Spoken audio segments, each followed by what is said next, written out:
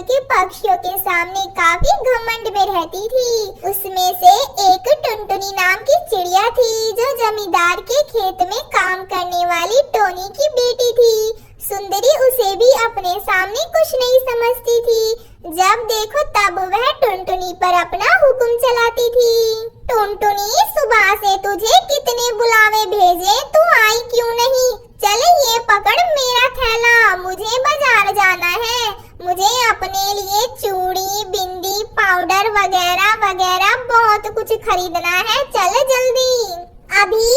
अभी तो मुझे रोटियां बनानी है, थोड़ी देर बाद चले? नहीं, थोड़ी देर बाद नहीं, अभी चल, मेरे पास समय नहीं है। और तू मुझे मना मत कर, वरना मैं अपने डैड से कह दूंगी तो डैड तुम सबको सजा देंगे। टुनटुनी बिटिया, तू चली जा इसके साथ, मैं रोटी बना लूंगी। मम्मा, आप ज्यादा काम मत करना, मैं जल्दी ही आ जाऊंगी। फिर वो सब बाजार में चले जाते हैं। सुंदरी, बाजार में आए काफी समय हो गया, चलो अब हम घर वापस चलते हैं, मम्मा इंतजार कर रही होगी। अरे अभी तो आए हैं, मुझे वो सामने वाली दुकान से झुमके लेने हैं, चल मेरे साथ। भैया, ये झुमके कैसे दिए? 20 रुपए जोड़ी है। एक काम करो, ये वाला और वो वाला सारे झुमके पैक कर दो। देख टुनटुनी, ये झुमका मेरे पे कैसा लग रहा है?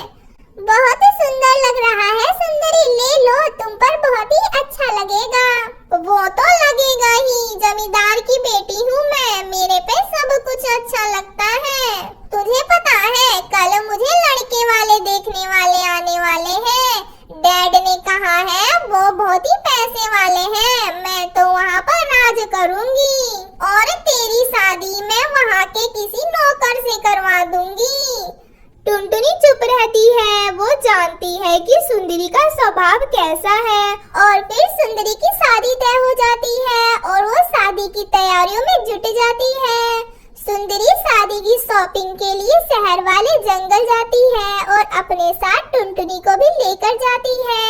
भैया, मुझे अपनी दुकान का सबसे महंगा वाला ब्राइडल लहंगा दिखाना, ऐसा लहंगा दिखाना जैसा किसी के पास हो ना। जी बहन जी, ये देखिए हमारी दुकान का सबसे महंगा लहंगा पूरे 3 लाख रुपए का है।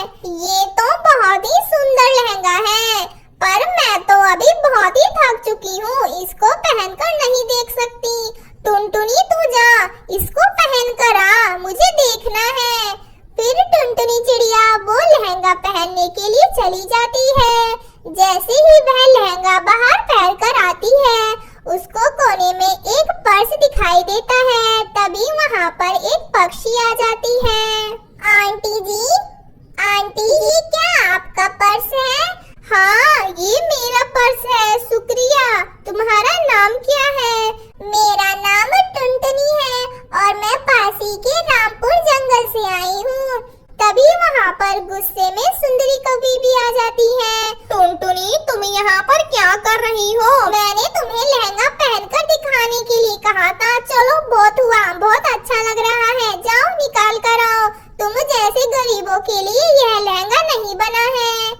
वह पक्षी सुंदरी की सारी बातें सुन रही थी। इस बात से टुनटुनी को भी काफी दुख होता है और फिर अगली सुबह हो जाती है।